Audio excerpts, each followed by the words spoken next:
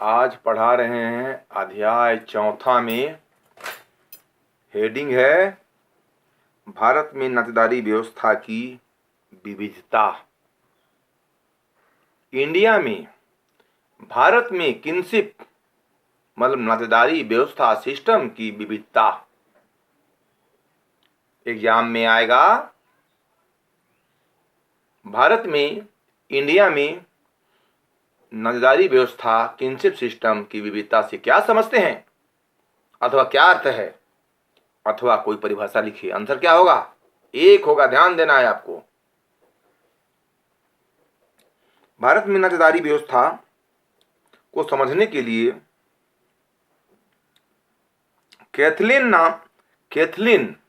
कौन है? कैथलीन एक समाजशास्त्री हैं। कैथलीन ने भूमि संबंधी सामूहिक अधिकारों के आधार पर वंश परंपरा की एकता को समझने का प्रयास किया है। वंश परंपरा की एकता को समझ रहे हैं ना? वंश परंपरा की एकता को समझने का प्रयास किया है, कोशिश किया है। इसी प्रकार टी.एन. मदान कौन है? एक समाजशास्त्री हैं।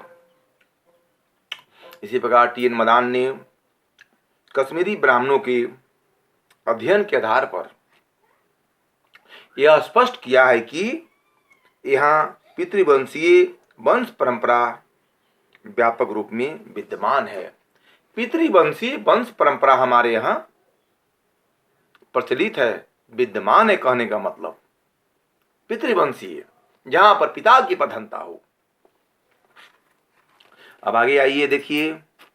प्रसिद्ध भारतीय मानव शास्त्री इरावती कर्वे ने अपनी पुस्तक भारत में नातेदारी संगठन किनशिप ऑर्गेनाइजेशंस इन इंडिया में भाषाई व सांस्कृतिक आधारों पर भारत की नातेदारी व्यवस्था को सिस्टम को 4 क्षेत्रीय भागों में बांटा है। पहला, उत्तरी भारत की नातेदारी व्यवस्था। श्रीमती कर्वे की मान्यता है कि उत्तर भारतीय समाजों में वंश, सत्ता एवं स्थान की दृष्टि से विशेषकर ग्रामीण समाजों में पितृवंशीय परिवारों का प्रचलन पाया जाता है। इन समाज में संयुक्त परिवार के साथ साथ गोत्र, बहिर्विवाह, जाति, अंतःविवाह नियमों की प्रधानता पाई जाती है ना? जिनके प्रमुख लक्षण निम्नलिखित हैं। कौन कौन? पहला, उत्तरी क्षेत्र की नातेदारी व्यवस्था में नातेदारी संबोधन की विशिष्ट या वर्णनात्मक शब्दावली का प्रयोग किया जाता है। दूसरा है, उत्तर क्षेत्रीय नातेदारी व्यवस्था में विवाह संबंधियों की तुलना में रक्त संबंधियों की अधिक महत्व प्रदान किया जाता है। तीसरा, इस क्षेत्र में अनुलोम विवाह का प्रचलन पाया जाता है। चौथा, उत्तरी क्षेत्रीय समाजों में पितृसत्तात्मक, पितृवंशीय और पितृस्थानीय परिवार की परंपरा पाई जाती है। पांचवा, उत्तरी क्षेत्रीय नातेदारी में जाति अंतर्विवाह, गोत्र बहिर्विवाह का प्रचलन पाया जाता है। छठा, इस क्षेत्र में व्यक्ति अपनी पितृवंशीय परिवार, फैमिली तथा सपरिवार नातेदारी के बीच विवाह संबंध स्थापित करता है। अब आइए दूसरा में, मध्य भारत की, यानी उत्तरी भारत हो गया, मध्य भारतीय नातेदारी व्यवस्था। मध्य भारतीय नातेदारी व्यवस्था क्षेत्रों में राजस्थान, मध्य प्रदेश, गुजरात, महाराष्ट्र और उड़ीसा आदि को सम्मिलित किया जाता है। यानी तो मध्य नातेदारी व्यवस्था की कुछ प्रमुख विशेषताएं इस प्रकार है मध्य भारत की।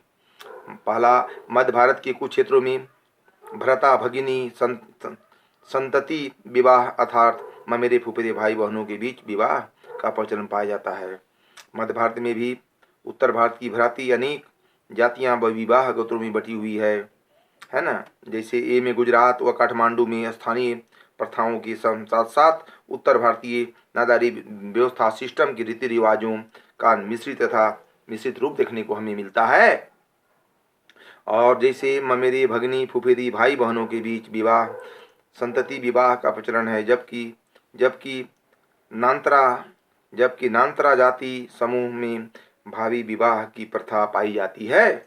महाराष्ट्र में उत्तर व दक्षिण क्षेत्र की नातेदारी का मिला जुला रूप देखने को हमें मिलता है।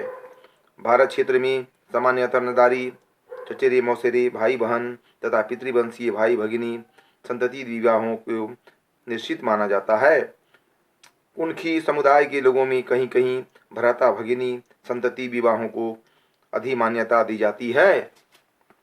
समझ रहे हैं, दी जाती है। अब देखिए आगे आइए, दक्षिण भारत महाराष्ट्र के कुछ भागों में भारत यानी भ्राता भगिनी संतति विवाह को मान्यता दी जाती है, जबकि कुछ समुदायों में चाचा भतीजी विवाहों का प्रचलन को देखने को मिलता है।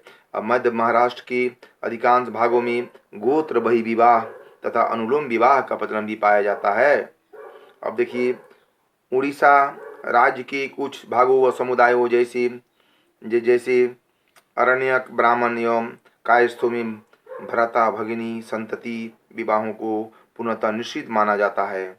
दक्षिण भारत में नादारी व्यवस्था, आप देखिए दक्षिण भारत में, उत्तर भारत, मध्य भारत, उत्तर भारत हो गया, मध्य भारत हो गया। अब दक्षिण भारत में देखिए, दक्षिण भारत में इरावती करवेनी दक्षिण भारत नादारी क्षेत्र में कर्नाटक, आंध्र प्रदेश, केरल, तमिलनाडु के अतिरिक्त अन्य मिश्रित भाषाई क्षेत्रों व समुदायों को सम्मिलित किया जाता है। क्षेत्र की नादारी व्यवस्था के प्रमुख सिस्टम के लक्षण पाए जाते हैं। कौन कौन? पहला, दक्षिण भारतीय नादारी व्यवस्था में कार्यात्मक नादारी शब्दावली पाई जाती है। दूसरा, दक्षिण क्षेत्र के कुछ भागों में पितृवंशीय पितृस्थानीय व्यवस्थाएं पाई जाती है।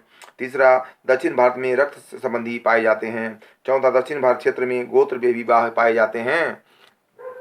पांचवा है, दक्षिण भारतीय नादारी व्यवस्था में सपिंड विवाह की निषिद्ध नहीं माना जाता है। पूर्वी भारत में नादारी व्यवस्था, श्रीमती कर्वे ने पूर्वी भारत की नादारी में इस क्षेत्रों को सम्मिलित किया है, जहाँ मुख्य नादारी भाषा जिसमें खमेर, मुखमेर व चाम भाषाई क्षेत्र लोग रहते हैं। इसकी प्रमुख विशेषताएं इस प्रकार है। मुंडारी भाषाई लोगों में संयुक्त परिवारों का प्रचलन नहीं है, परंतु इसमें पितृस्थानीय पितृगोत्रीय व परिवारों में छोटे परिवार की प्रधानता पाई जाती है। हो या मुंडा जनजाति समूहों में टोटम विवाह का प्रचलन पाया जाता है। संथाल और हो जनजाति में भ्राता भगिनी, ममेरी फुफेरी, भाई बहन संतति विवाह को ही मान्यता प्रदान की जाती है। पूर्वी क्षेत्र के जनजातीय परिवारों में जुआगिरी का भी प्रचलन पाया जाता है। पूर्वी क्षेत्र में असम के खामी गोखमेर भाषाई जनजातीय समुदायों में मातृवंशीय, मातृस्थानीय तथा मातृसत्तात्मक परिवारों का प्रचलन पाया जाता है। इस क्षेत्र में इसे छोटी पुत्री को संपत्ति संबंधी अधिकारों में प्राथमिकता दी जाती है, यानी छोटी बेटी को संपत्ति का अधिकार का पूरा हिस्सा रहता है माना जाता है। ससुर की मृत्यु के पश्चात सास दामाद विवाहों का प्रचलन भी कुछ परिवारों में देखा जाता है। ससुर की मृत्यु के पश्चात सास दामाद विवाह का प्रचलन भी कुछ परिवारों में देखा जाता है। इस प्रकार हम कह सकते हैं कि मध्य भारत, दक्षिण भारत, उत्तर भारत सभी जगह की अलग अलग किनशिप की व्यवस्था है। सभी जगह देखिए, उत्तर भारत की अलग प्रचलन है, दक्षिण भारत की अलग है, मध्य भारत की अलग है। एग्जाम में आएगा उत्तर भारत की नादारी व्यवस्था क्या है, दक्षिण भारत की क्या है, मध्य भारत की क्या है ना। सभी को हम दोबारा पढ़ा रहे हैं, आपको लिखना पड़ेगा और सॉलिड जो क्वेश्चन मांगे, जो आंसर मांगे, क्वेश्चन जो बोलता है वो आपको उसका जवाब देना है, तब आपको सॉलिड नंबर मिलेगी। उत्तर भारत में, दक्षिण भारत में, मध्य भारत में, जहाँ जहाँ का हम पढ़ा रहे हैं आपको लिखना है सही तरीके से। इस प्रकार हम कह सकते हैं कि भारत में नादारी व्यवस्था की विविधता हमें देखने को काफ़ी पाई जाती है।